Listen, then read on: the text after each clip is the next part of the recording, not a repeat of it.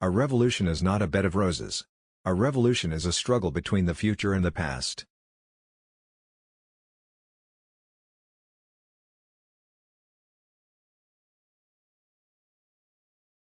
I think that a man should not live beyond the age when he begins to deteriorate, when the flame that lighted the brightest moment of his life has weakened.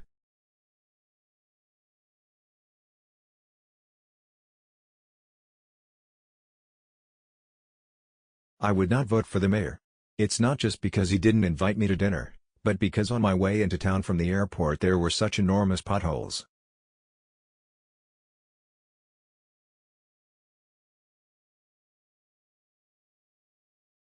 I began revolution with 82 men. If I had to do it again, I'd do it with 10 or 15 in absolute faith. It does not matter how small you are if you have faith and plan of action.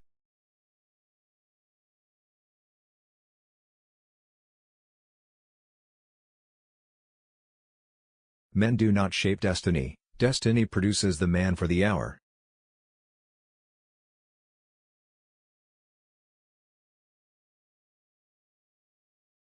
The Soviet Union, the Socialist Camp, the People's Republic of China, and North Korea helped us resist, with essential supplies and weapons, the implacable blockade of the United States, the most powerful empire ever to exist.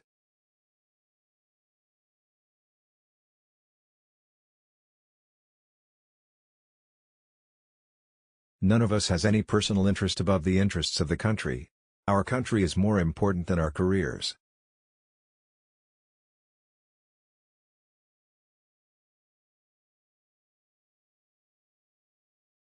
Religious faith, like political belief, should be based on reasoning, on the development of thought and feelings. The two things are inseparable.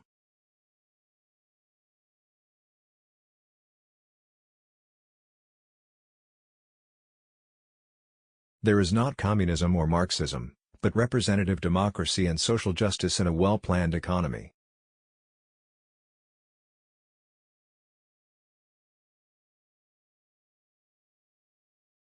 The Arab population of Palestine are victims of genocidal actions, their lands are confiscated or deprived of water supplies in the semi-desert areas, and their homes are destroyed with heavy wrecking equipment.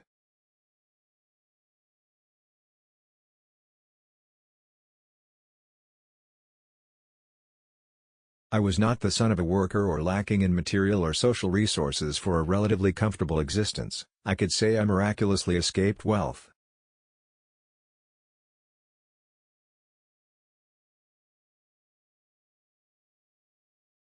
There is plenty of building material and more than enough manpower to make a decent home for every Cuban. But if we continue to wait for the golden calf, 1,000 years will have gone by, and the problem will remain the same.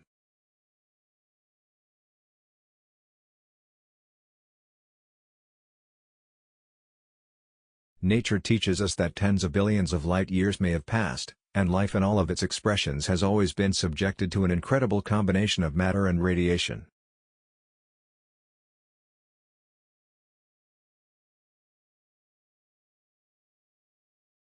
At times, I've referred to Christ's miracles, and have said, well, Christ multiplied the fish and the loaves to feed the people.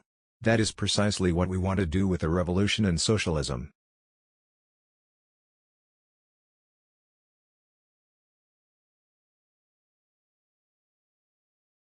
Following the missile crisis, détente started to gain ground between the United States and the Soviet Union, so the international political climate improved after that.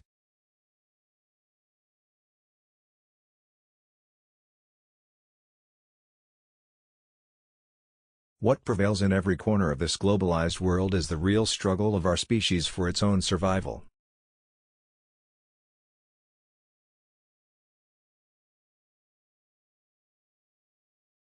It doesn't sound too good to say I am the son of a landowner, so let us rather say I am the grandson of exploited Galician peasants.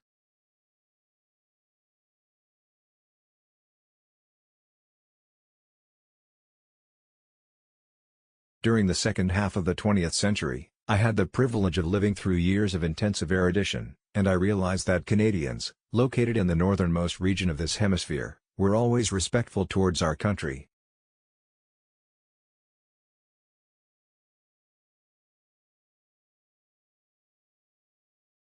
The fact is, when men carry the same ideals in their hearts, nothing can isolate them, neither prison walls nor the sod of cemeteries.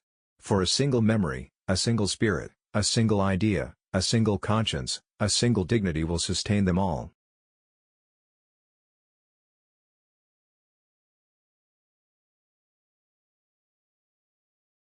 It constitutes a superhuman effort to lead any people in times of crisis.